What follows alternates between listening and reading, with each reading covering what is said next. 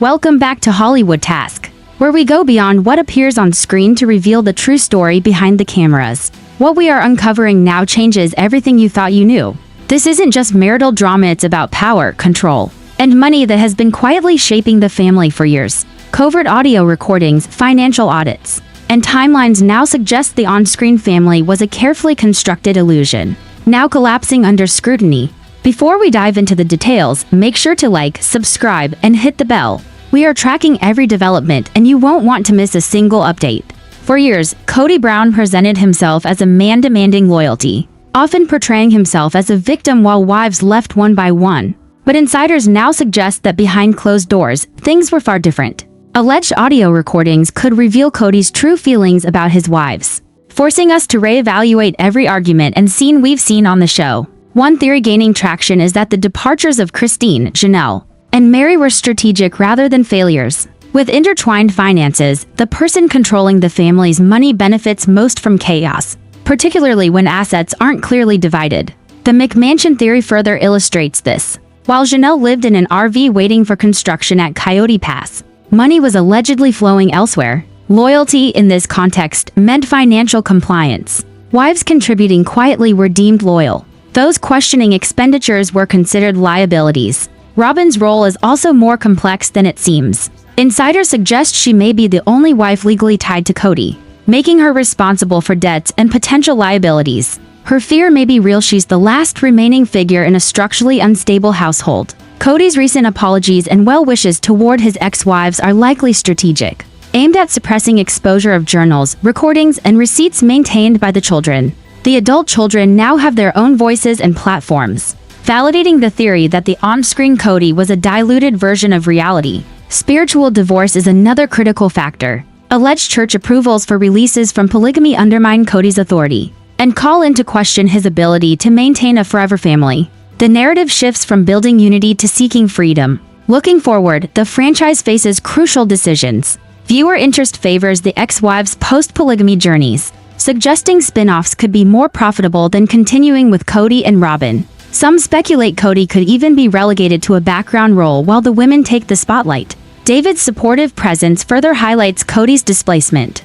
This contrast fuels Kody's resentment not because he lost a wife, but because he was replaced by someone who makes it look effortless. Financial independence of the wives through MLM businesses Lula, Plexus, and others created tension. As Kody's role as provider diminished, the move to Flagstaff appears to have intentionally disrupted stability, scattering the family, draining liquidity, and allowing Kody to retain control through chaos. Resource allocation questions, such as funding nannies, exposed inequities. The infamous catfish saga, previously used to shame Mary, now appears as a desperate cry for connection, highlighting Kody's weaponization of perceived slights. Luxury spending contrasted with claimed financial struggles fueled children's frustration. NDA limitations cannot prevent the adult children from sharing experiences, potentially destabilizing the family narrative further. Audience sentiment has shifted dramatically. Kody is now widely viewed as the antagonist, while the ex-wives are celebrated as empowered figures. Infrastructure delays at Coyote Pass reflect broader mismanagement.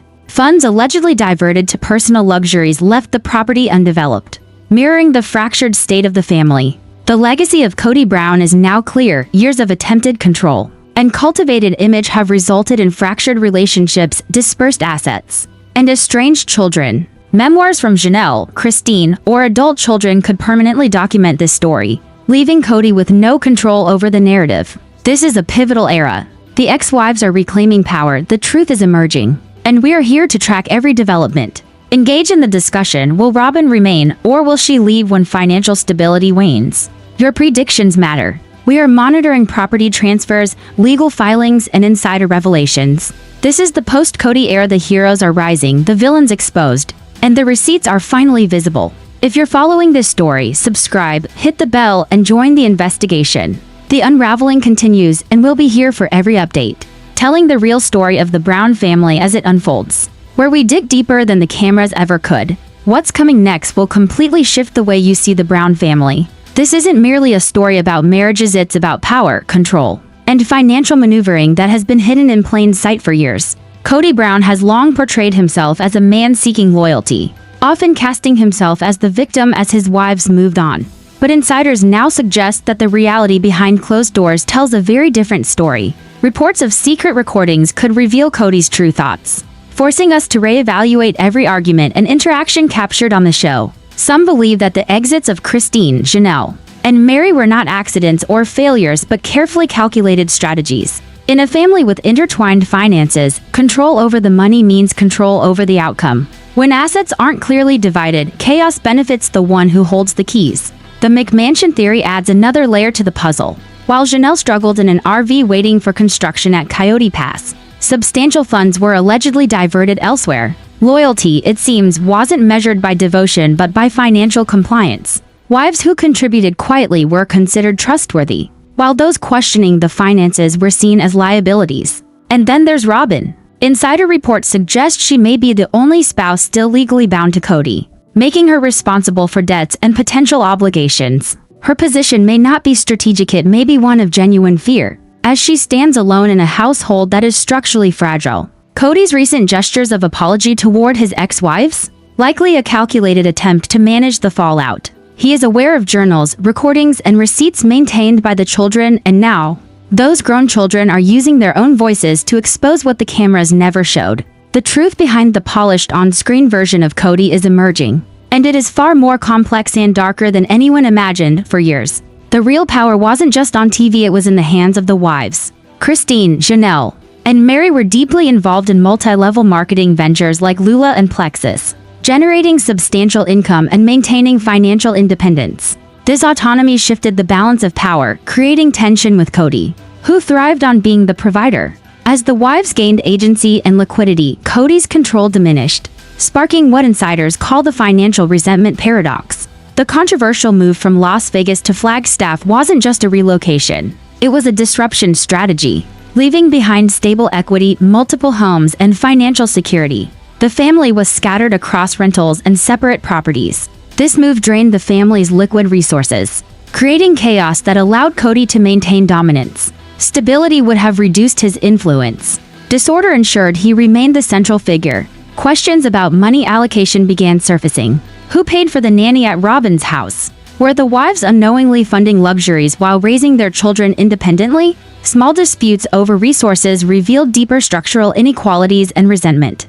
The infamous catfish incident with Mary also takes on a new light. Once framed as a scandalous misstep, insiders now suggest it was a cry for emotional connection in a household where she was being starved for attention. Kody, instead of addressing the emotional imbalance, weaponized her actions to justify prolonged control, manipulating guilt and perceived failures to maintain his authority.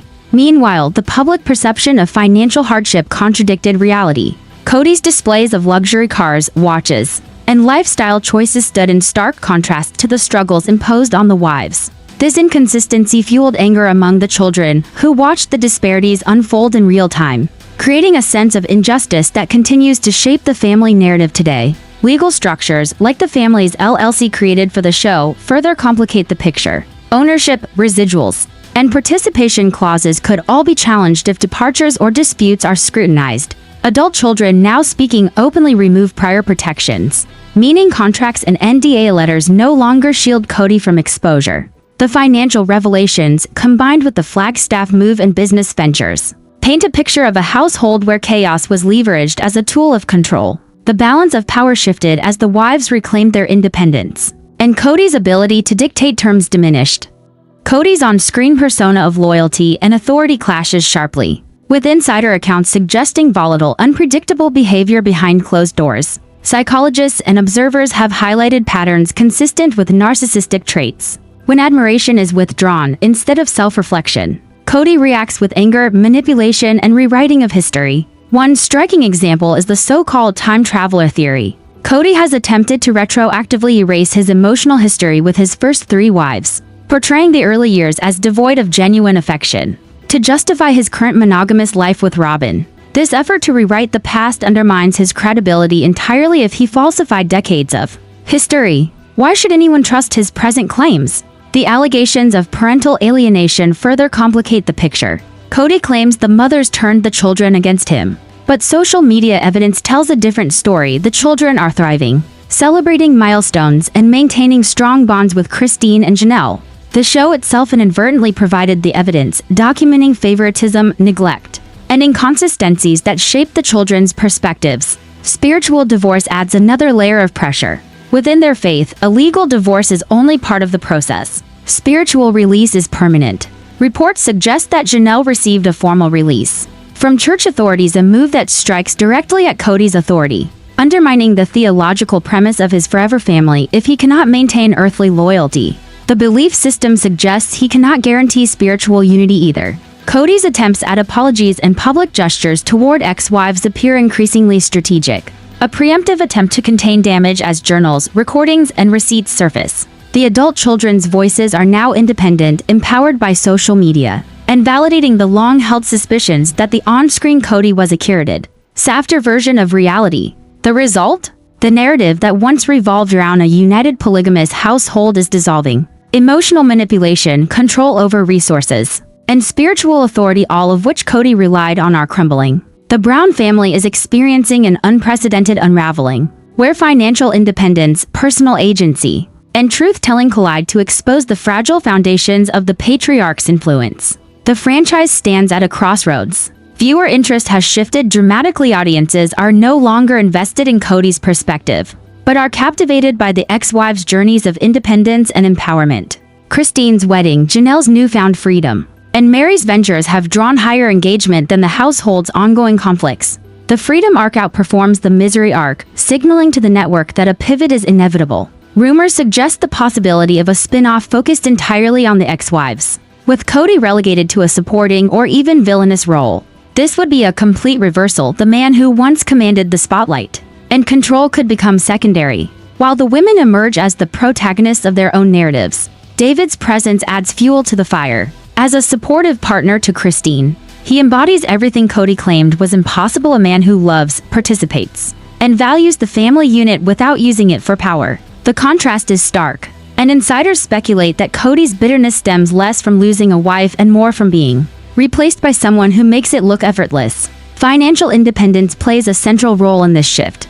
The ex-wives' involvement in multi-level marketing and personal ventures gave them agency and leverage that undermined Kody's control. Combined with the disruptive Flagstaff move, these factors created the perfect environment for empowerment arcs to take center stage. Chaos, once a tool for Kody's dominance, inadvertently became the catalyst for the women's rise. Audience perception has transformed as well. Kody is now widely viewed as the antagonist, while the ex-wives are celebrated as heroes reclaiming their autonomy. Comment sections, social media engagement, and fan discourse all confirm this shift. Viewers want accountability, growth, and liberation narratives, not continued dominance or aggression. The network recognizes this. The new strategy appears to focus on showcasing life after polygamy, highlighting the ex-wives' successes, travels, and personal growth. Kody's role may be minimized, his narrative framed to maintain drama, but the real story now belongs to the women who built their lives independently, while navigating the fallout from years of control.